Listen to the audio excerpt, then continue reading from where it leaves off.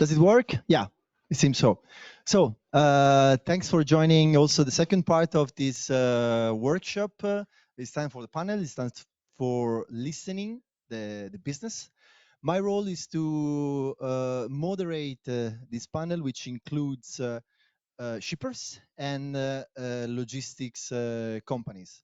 So my first task is to involve our speakers on the stage. So François-Régis Tourneau, Vice President of L'Oréal.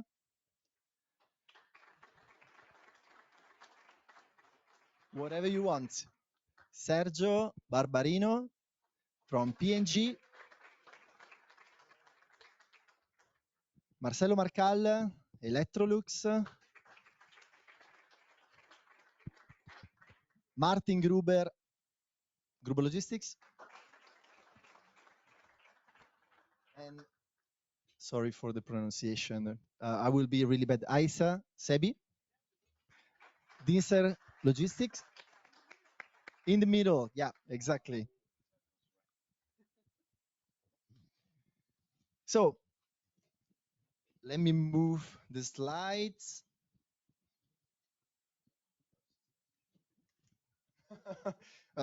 François-Régis has just said that he can be my assistant. No, I have just one slide. Indeed.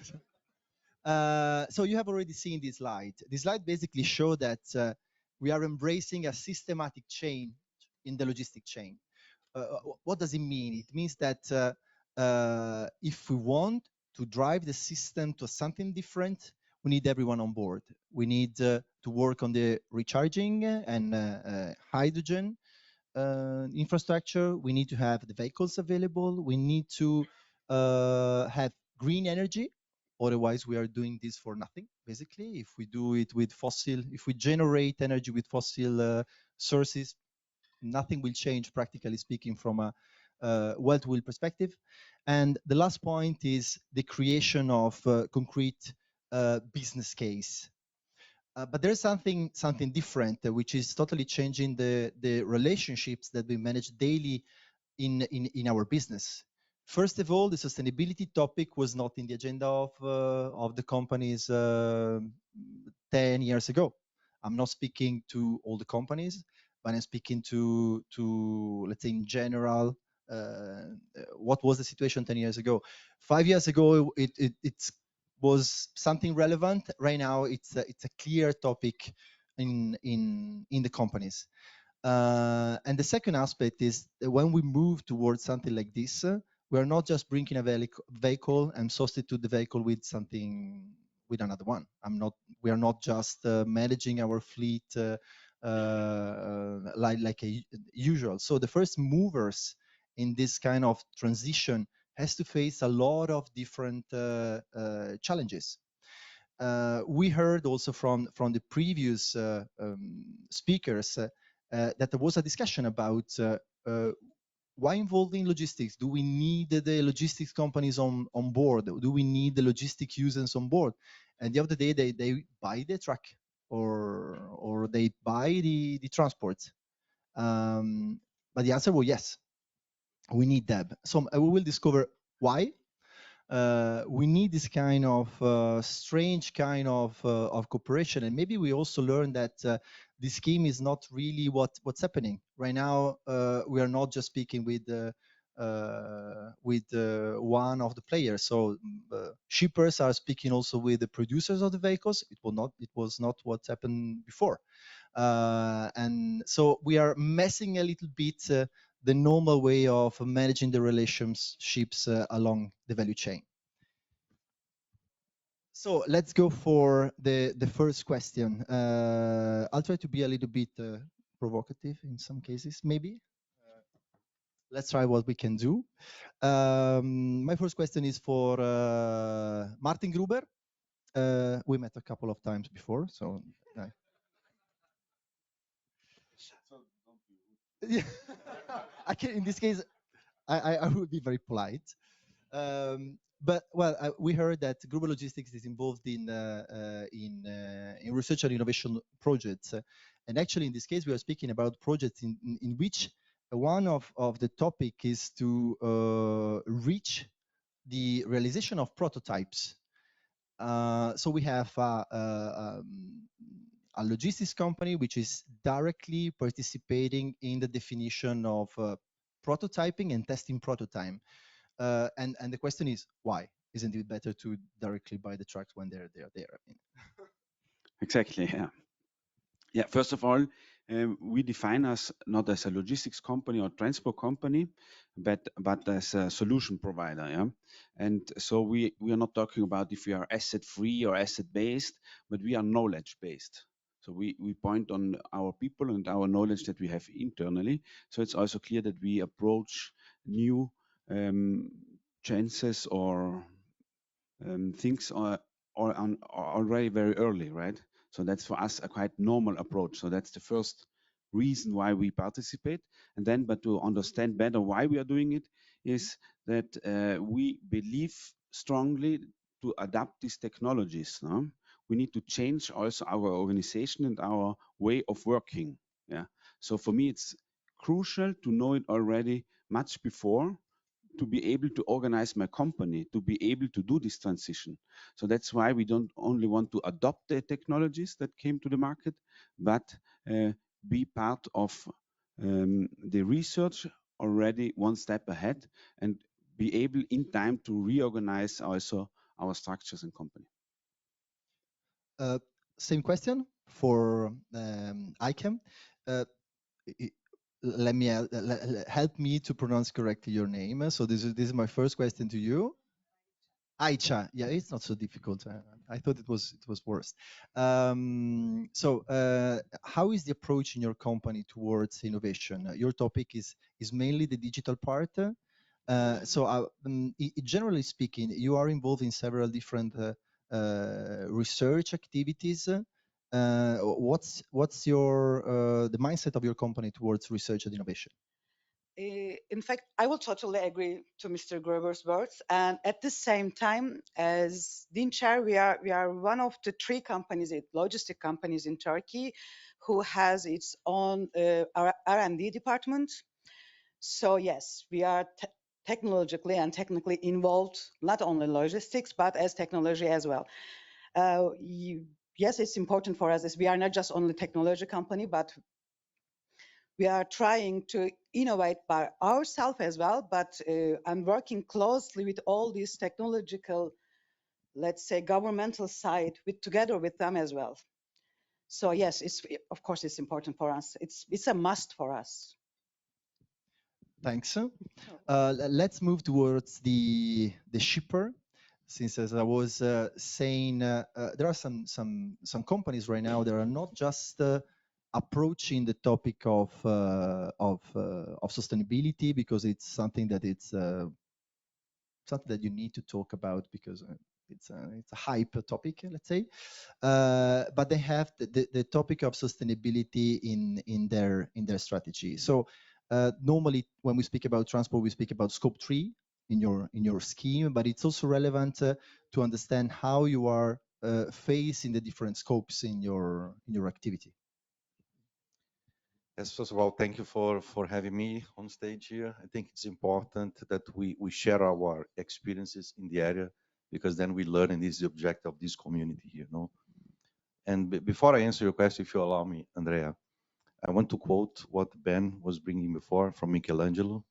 No, and I think in this room, I think we are not afraid to aim too high because the challenge that you guys presented in the three projects are so big and so broad, the questions that you are bringing to us. But I think one of the, let me say, the things we can be proud at ELECTROLUX is that we're not afraid to try. So we've been trying new technologies for years now because sustainability is part of our sustainable business strategy. So we move it from having just a sustainable approach to a sustainable business approach. What does it mean? It means that, as you said, Andrea, scope 1 and scope 2, everything that we are consuming and in productions and using, we have one target, and also in the distribution of our goods, mainly the scope 3 transportation part. I'd like to share here that we set our targets with our base in 2015. very aggressive targets, no? And there were two milestones, 25 and 2030 in our case. Which were these targets? 80% reductions for scope 1 and scope 2, and 25% reduction in scope 3. And in March, we released our public sustainability report. We overreached these targets already in 22. And why I'm giving this let me say, speech, it's because when we were first discussing these targets a few years ago, I was one of them a bit skeptical if it was possible to achieve this. And I was doing my math with the transport modalities that we were combining, and I said, okay, there's something missing here because I don't think it's possible. But then we started by first setting the targets and then working on the projects. And I think one of the things I liked that I heard today here is the scalability of our projects. And this is where now coming back to your question, it's important that we have this cooperation, collaboration with the partners like Gruber Logistics. I'm going to also quote here Scania that is present, Iveco, and others that we've been working on. Because then, as you said, we are talking, yes, we, the shippers, are talking with the OEMs, which are talking to the transport companies. And we have projects today that started with just a pilot, and the scalability of this is now to a level that we have signed already 3-party NDAs just to make sure that we can reach more. And every day we've been consulted if we can support. And I'm very, let me say, happy to be part of this community. Also, if I can contribute with our experience, I'll be more than happy to do so. Sorry for the long answer to your question. No, I mean, take your time. We are ready to talk. So if we don't talk, it's an issue. If we talk, it's not an issue. But you touched 3 points which are relevant. Transparency, which was your last, let's say, concept. You touched the point of cooperation, which is a key element here. And you also said that you're not afraid to try. And here there are a lot of unexplored fields that we need to touch. François-Régis. So in the behavior, I would say, of L'Oréal, there is something peculiar, which is not just, let's say, taking place in L'Oréal itself. We heard about Alice, you're the president of Alice, and the framework of transparency and cooperation is it's at the base of Alice itself. So it means that being part of an association and being exposed for your role in the association itself, you are supposed to share a lot. Indeed, it might be surprising for some of you that a company like L'Oréal is taking part at Alice, and that as a member of L'Oréal, working at L'Oréal now for more than 30 years, I'm the chair of Alice. But that's really the key point of this willingness, this attitude of collaboration. Because, you know, the commitment of a company like ours, it's not only the case of L'Oréal, is going beyond, I would say, the boundaries of the company. It's a strong sense of responsibility, but it's also a strong sense of what is to come tomorrow, starting with the regulation. I just remember one point about the CSRD coming up, 24, 25, for the different sizes of the different companies across Europe. But we will have to publish, and we are, for some of us, already publishing our extra financial performance at the same level of expectation and quality and commitment as we publish our financial performance, our financial statements. So these topics that were, as you said, 10 years ago, not really relevant, not really present, will become extremely present and will determine the performance of the company and also the survival and the future of the company, simply impacting directly also the share value, for example. So there are different dimensions, I would say, and this willingness and the motivations of doing good, of progressing on all these aspects on scope 1, scope 2, scope 3. And this cannot happen inside the company. We know and we are fiercely convinced about the fact that collaboration is key, and that will happen outside of the boundaries of the company, and that this will request a strong willingness of and readiness to collaborate. So not just to integrate our ecosystem, as lots of communications of companies say, but being really part of the ecosystem and contributing to the ecosystem, being ready to experiment, being ready also to reassess, I would say, some fundamentals of the business, some fundamentals of our relationship to our suppliers. In the specific case, the transportation partners. Being transparent about what are we willing to pay, willing to dare, in order to bring the performance in. It's not in a far future. It's tomorrow, because until now we have been in our different companies already reaching some targets, reaching some results in terms of reduction of impact, in terms of reduction of GHG. But very frankly, we've been earning the low-hanging fruit. So the next steps, that will be really the proof point and the moment of truth, where we will have to get into fundamentally first the way we operate our businesses. So it's a kind of license to operate first, and secondly, in our ability to collaborate and to mutualize and to get on the third topic, and you just announced before, it's about transparency. Yeah, that's a big point. We will come back to that. Since you mentioned the need basically of a structural change on how we manage our business, and we are not prepared for that. In most of the cases,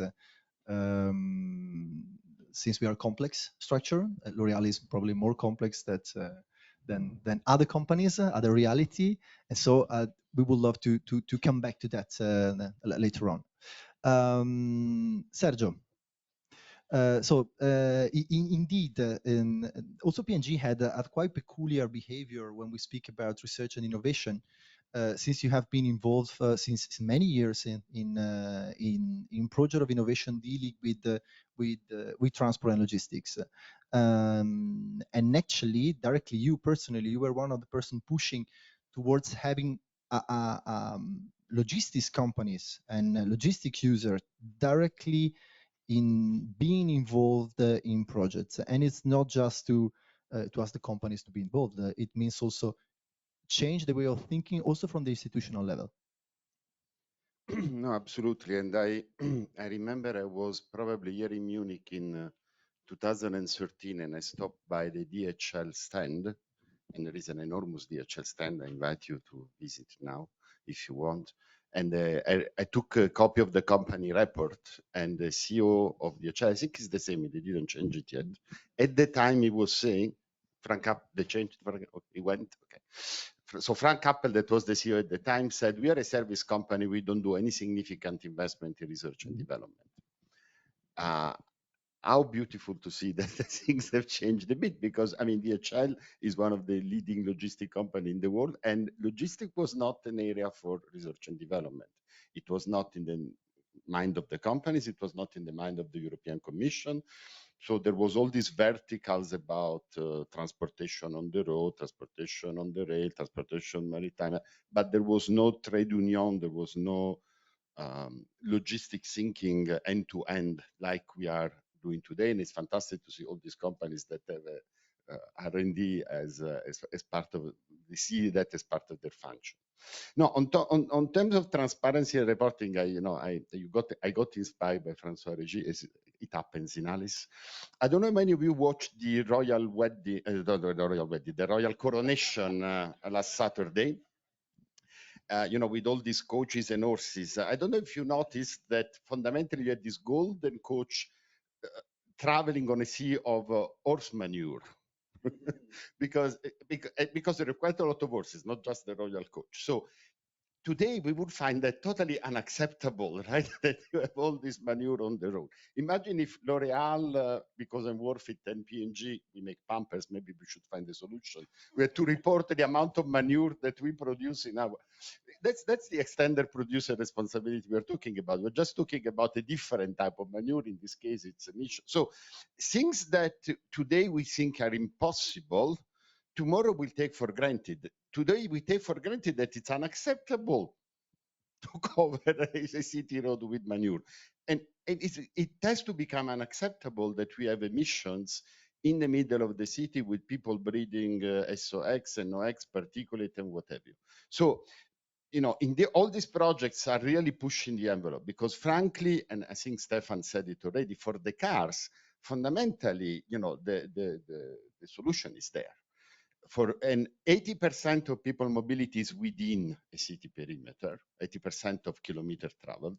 For freight is 60%. So freight has much more of a long distance component, but it's not that enormous. I mean, 60% of the problem is still within a radius of about 300 kilometers.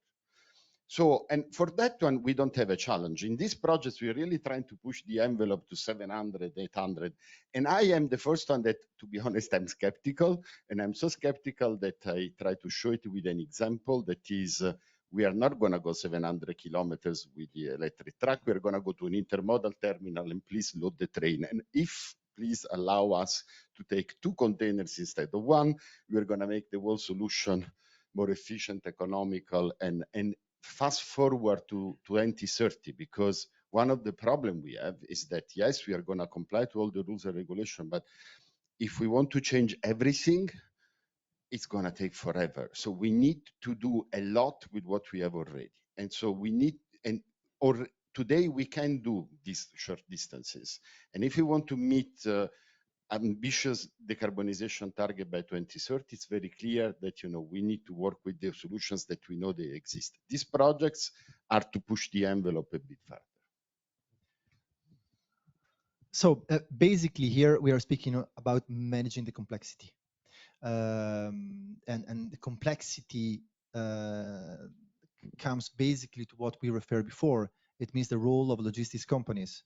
We have a robust logistic chain. It means that if you order something, that stuff arrives in a way or in another. But maybe we have a lot of things to do in order to optimize the chain and to manage the chain. So here is the moment where I risk my job, since we increase a little bit the complexity of the questions.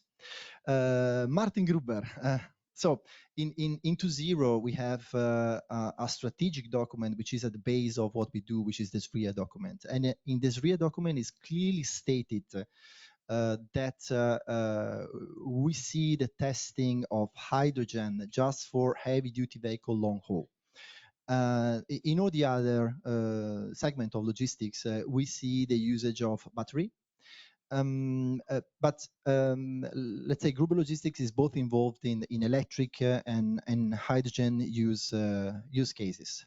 So what's your review on the usage of this kind of new technologies and where we see where you see this kind of technologies taking place in the future? Yeah, so that's a lot of guessing also from my side now, no? But I know there are many experts here, also on the technology side. But I can talk only from my side as operational guy from transport company or logistics company side, yeah. So and I today saw that the electric truck was thought only on short distance or regional. Battery based, yeah, the battery based, yeah. But I don't believe that this is the only option for us, yeah. So I strongly believe that we can use it also on the long haulage for many, many use cases, yeah. And if we talk about reaching our goals in 5 to 10 years, we should talk also about the energy efficiency, yeah. And we know with 1 kilo of hydrogen, I need nearly 60 kilowatt hours of energy to produce it, and I go 10 kilometers with my truck, no more or less. Then the guys from the producers will tell me if I'm wrong or not. That's yeah. But with the same amount of energy with the electric truck, I go 40 kilometers. Yeah, so 4 times more. Yeah, so we need to consider also this if we want to reach in 5 to 10 years our goal. Yeah, and then there are so many use cases for deploying the trucks. No, logistics is not logistics, trucking is not trucking. Yeah, so we have many use cases on long distance where I can use electric trucks. Yeah, we will do it and in short term also and prove it also. And you have to consider only the driver has to stop after 300 kilometers. He needs to make a break. That's the point. Yeah. So don't. So when I talk to my colleagues, everybody's asking me, why are you doing these things? The electric trucks, how many range do you have? 300, 400? It's impossible. Yeah, but because they think in the same box they are doing. Yeah. So if you want to play with an electric truck the same rules and operations like you do with the diesel truck, you will never have a change. Yeah. We need to build up from scratch the logistics system also with our customers. Now the customers need also to adapt. We need to adapt our operations. We need to build new kind of operations. Yeah.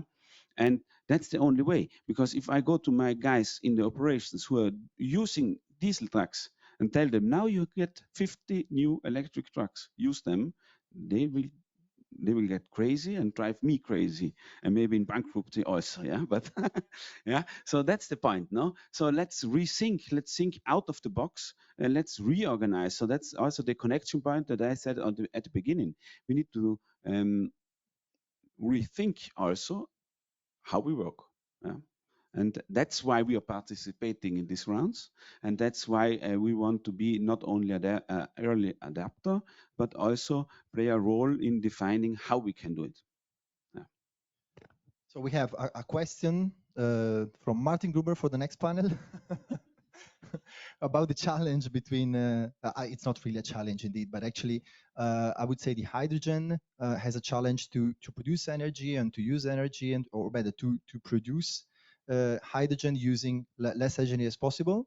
So this is, I would say, the challenge for hydrogen, not the only one, but a big one. And from the battery side to create more efficient in batteries, let's say.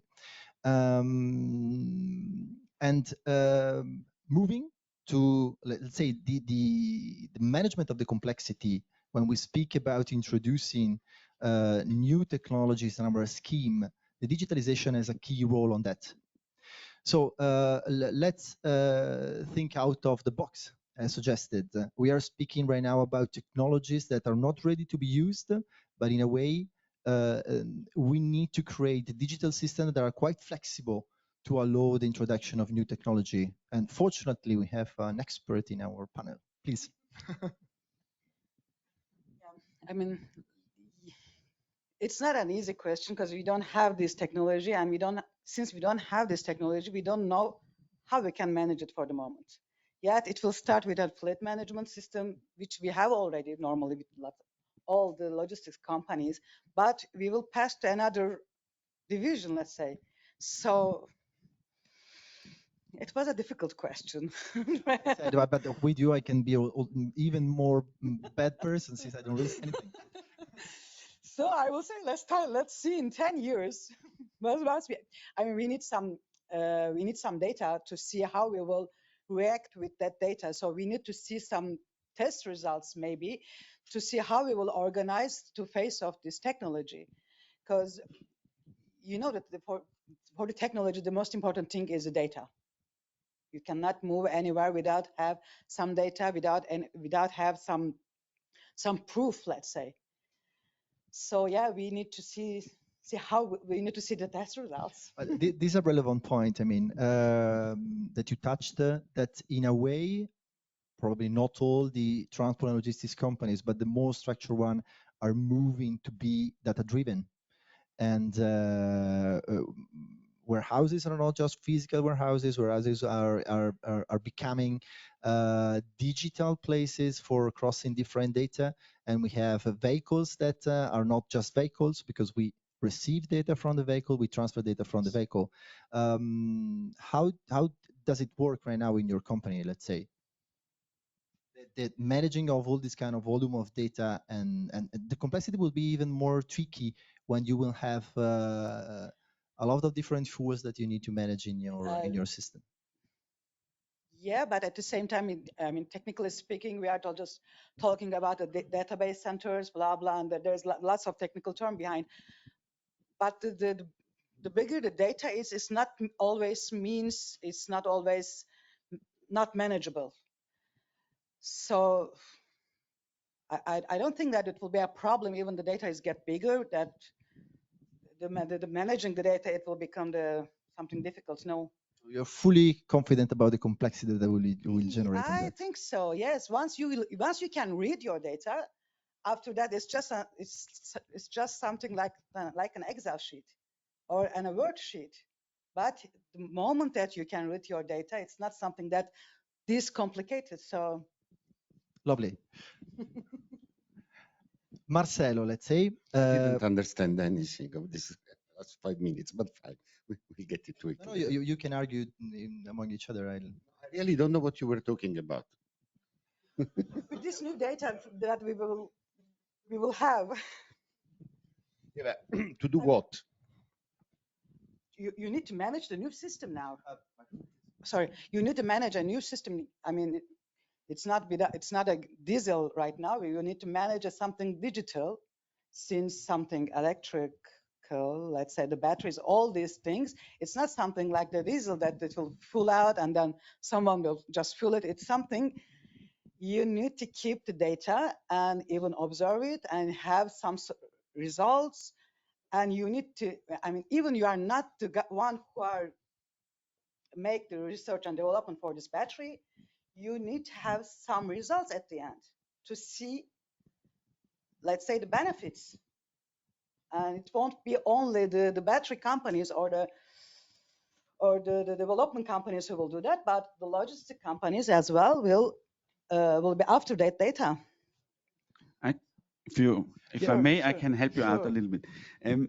We have many new information and things that we have to manage to run electric truck, for example. Yeah, like for guessing the stations where we need to fill, for example. Yeah, we can use the help of the producers to define on which road how much consumption there is, blah blah blah. No, to find the right station because they need to be in the exact distance, right? The price may differ from time to time, and there may be an optimal time where to recharge. Yeah, so there are so many things not that we need to consider if we then want to optimize the running system, because the diesel truck is much more or less complex. No, now we have a complex or much more complex system that we need also to manage. No, so for example, we have our guys developed a mapping tool to calculate the optimal distance for the charging station. With the diesel, I never had this problem. Clear. Just give an Thank you. example. With a regular truck, we have, like all the companies, all the logistics companies, we have these route optimization tools. You just need to put your address inside, and then it's just calculating with the traffic data, blah, blah, blah.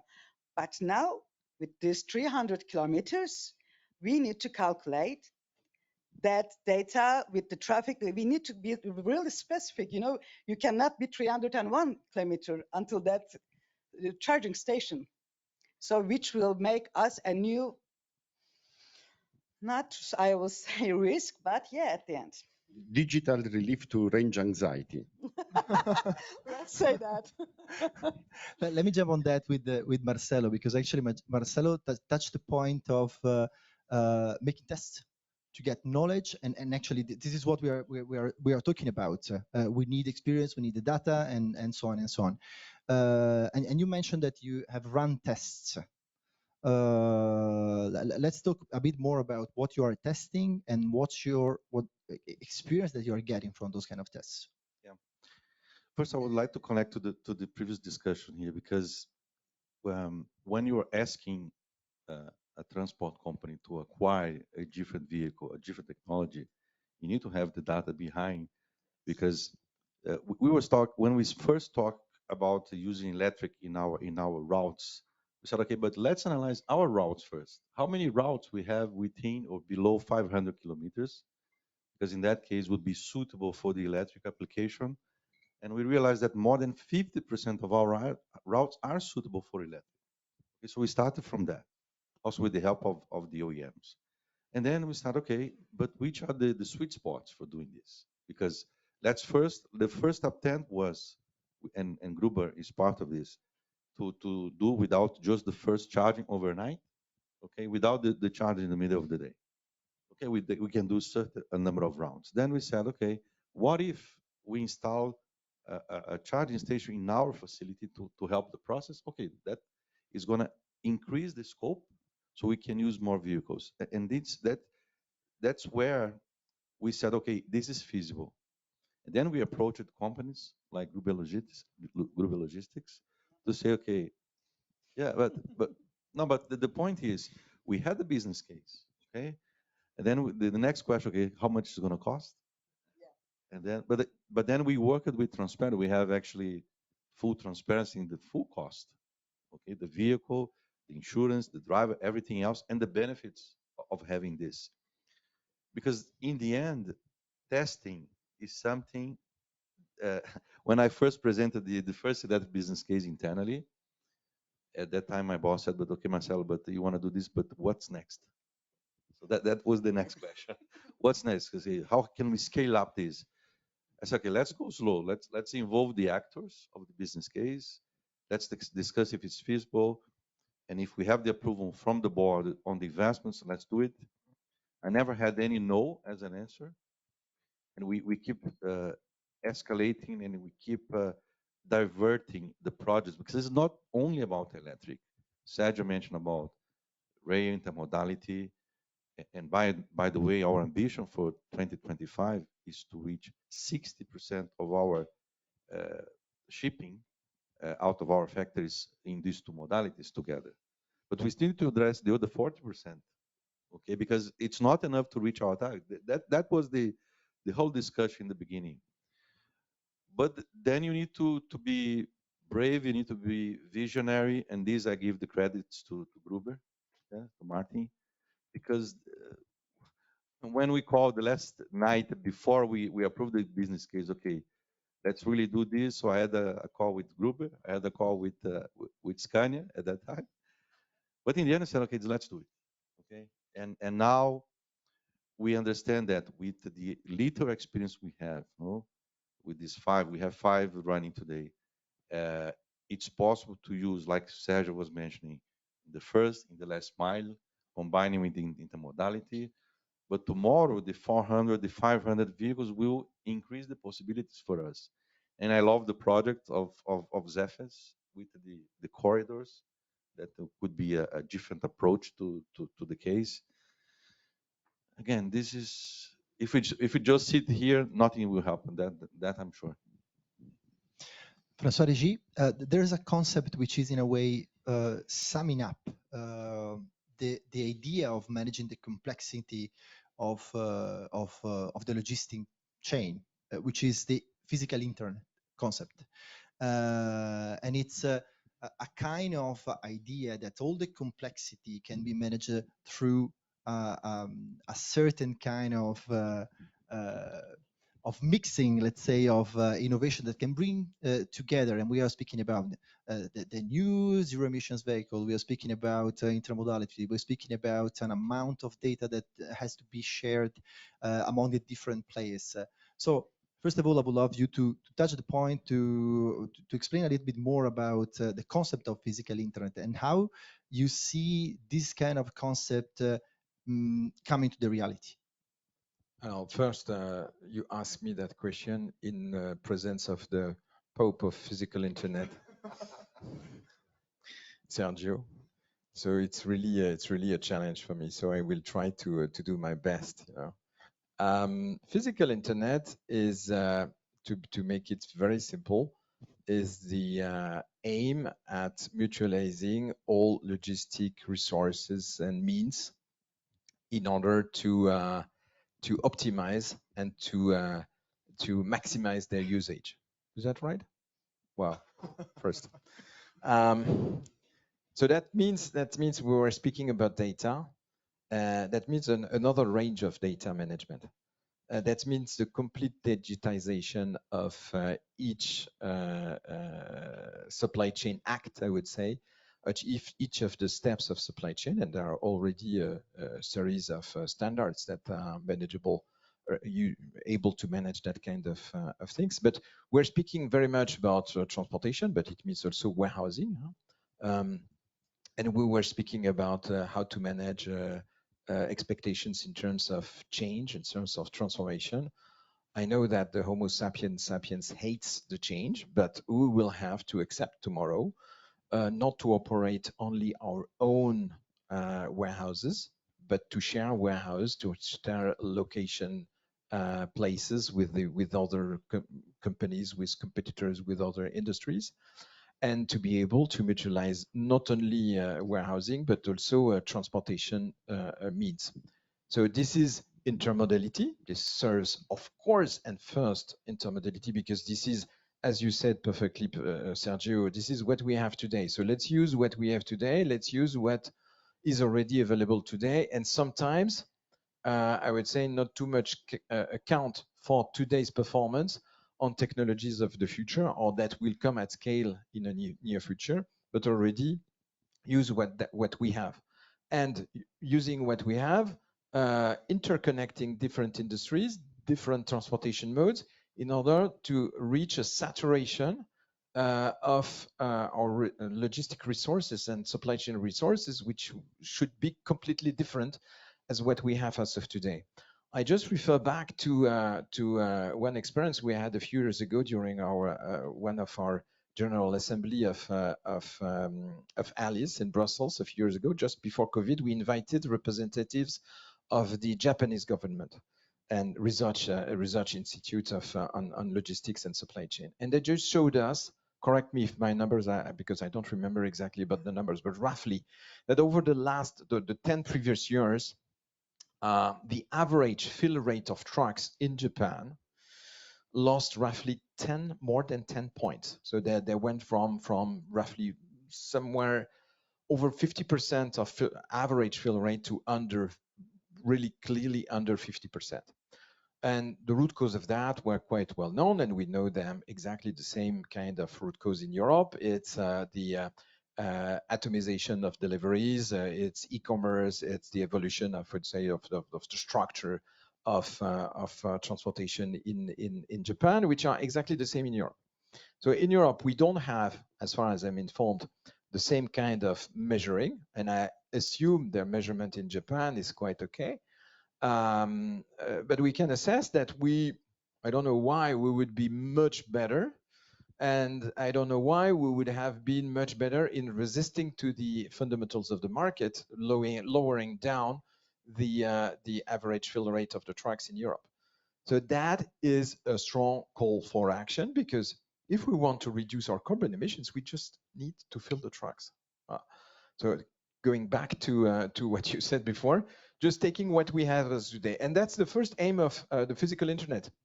If I would reduce it to the max, is fill the trucks. And filling the trucks is collaboration, is intermodality, is not only the trucks, the trains, the everything that every kind of resource, of course, is really collaboration and digitization and availability of data.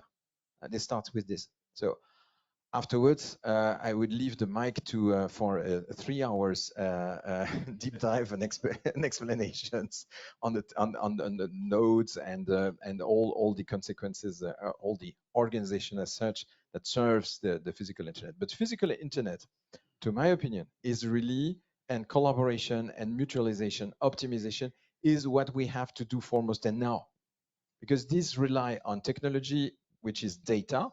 Data is already available. It's not a dream of the future.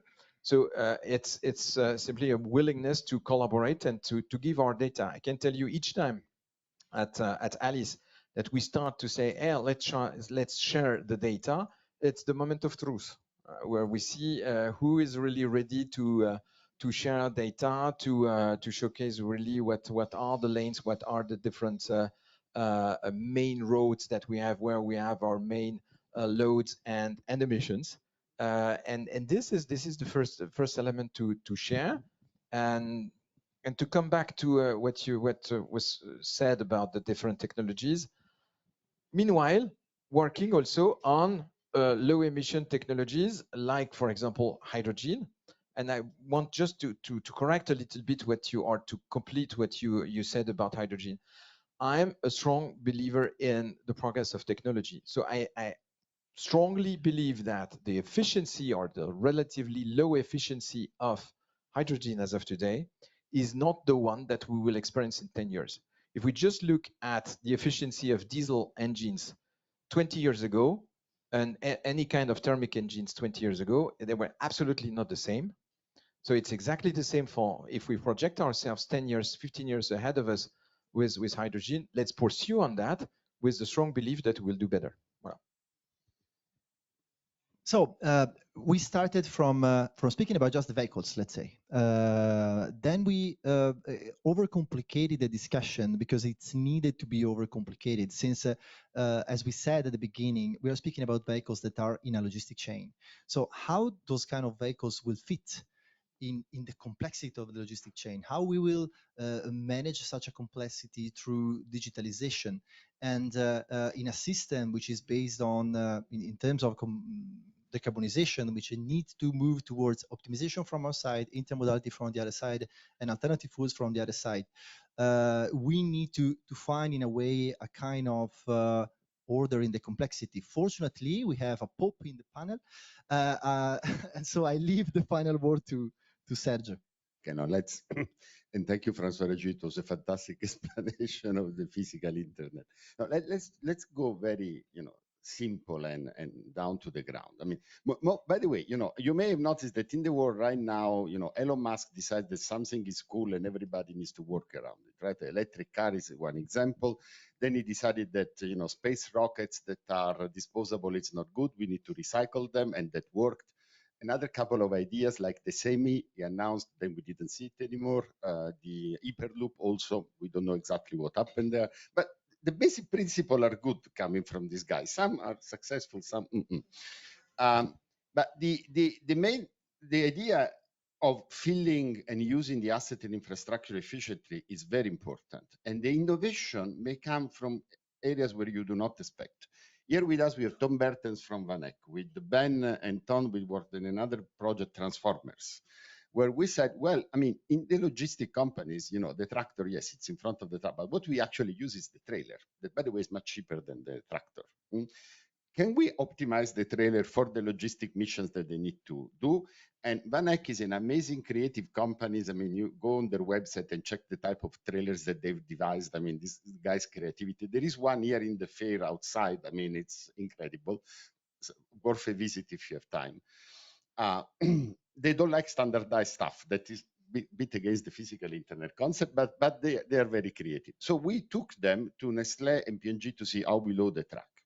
And they design a trailer, and they design a trailer that is perfectly optimized for the type of logistics we do.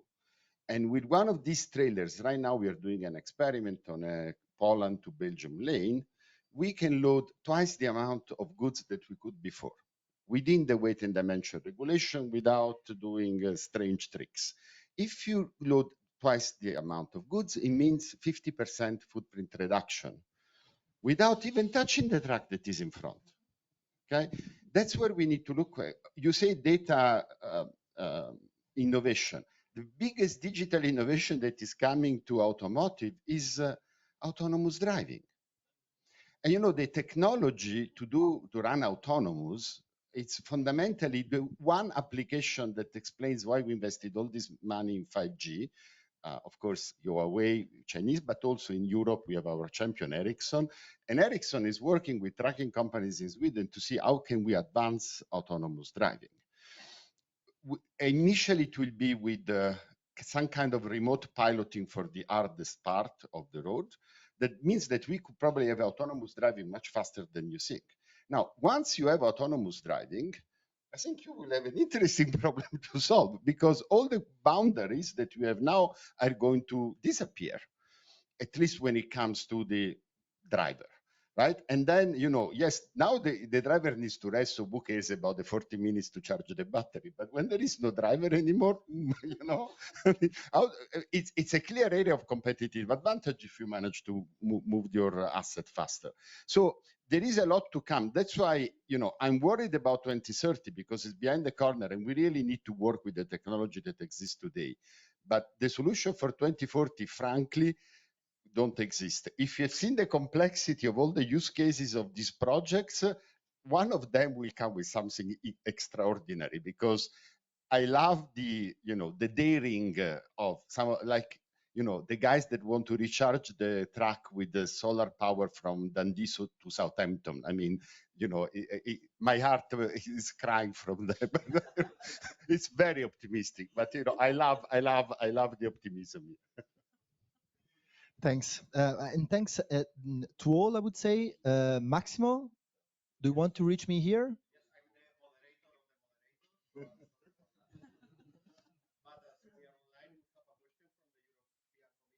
Yeah, sure. So if the European Commission wants to jump in with a question, or do you want to come here, or so the people from the streaming can hear you?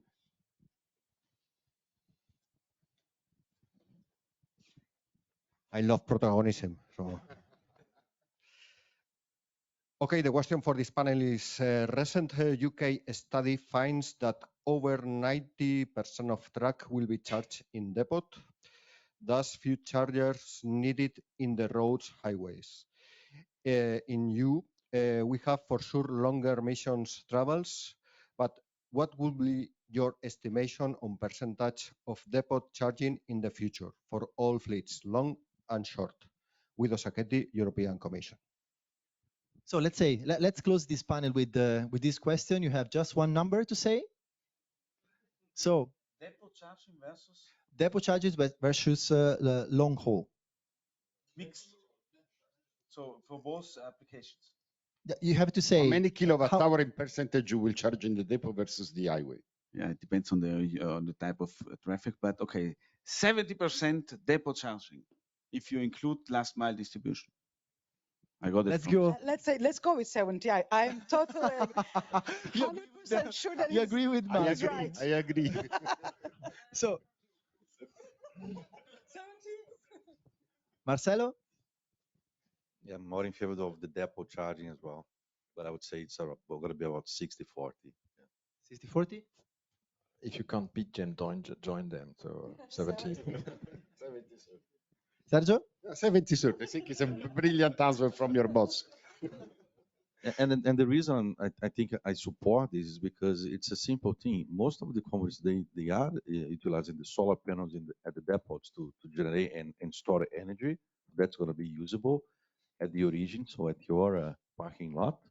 So the trucks, when they leave in the morning, they need to be charged, okay? And then the companies that will be investing also maybe in their own charging stations will be a support to the truck. On the highways, we're talking about heavy investments, okay? But then there is also political discussion. Then I stop here because. Yeah, please. Yeah, I agree totally with what said Marcel, and only to think also, it's a question also of the TCO. No? If I have the charging station at my place, I don't have nobody who earns money with me. Yeah, so and that's a big point. But if all of you who has already an electric car know display, no? So that's why I charge my car at home. Thanks, Guido. Thanks, Guido, for the question. Thanks to the panelists. I hope I was not too bad. I don't think so. Quite complexity for a complex topic, let's say. And I hope I will have a job also tomorrow. So the floor goes to Ben for the next panel. Thanks. Thank you. Thank you. Oh, sorry. There's another point from the European Commission. But can Guido talk directly from? I don't know if you can hear me.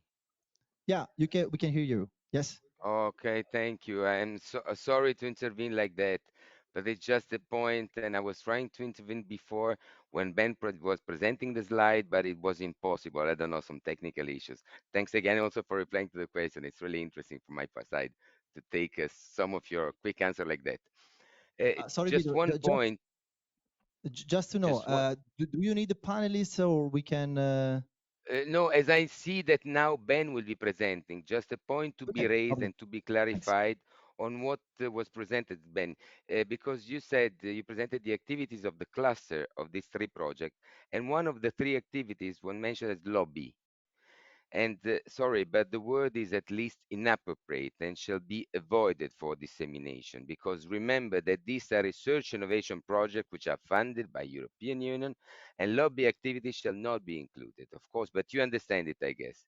Please remind, we cannot find this kind of activities and avoid of using them in conjunction with European project or European funded activities, unless it's defined for that. And recalling what Philippe was saying before, we in purpose decided not to include any policy recommendations. So the focus has to stay on the research innovation activities and on industrialization for the projects. If you have, of course, and I saw that most projects have some technical recommendation on gaps, barriers, interoperability of solution or infrastructure, tool, standard, LCA, of course, this is something that we need to know. But please, and this is a begging from my side, avoid this kind of wording because can only create some problems. And I think you understand it. Thanks a lot and sorry. I understand it. In all fairness, if we want to have our demonstrators on the Europe road, yeah, we need to talk to politicians, unfortunately, because we have to open a legal framework somehow. I mean, we are confronted with the use case from Milan to Rome, for example. We have to cross tunnels through the Apennine motorway, and we have to do that with a fuel cell truck, which is not allowed. So then we stop this part of the project then, if we cannot talk to people.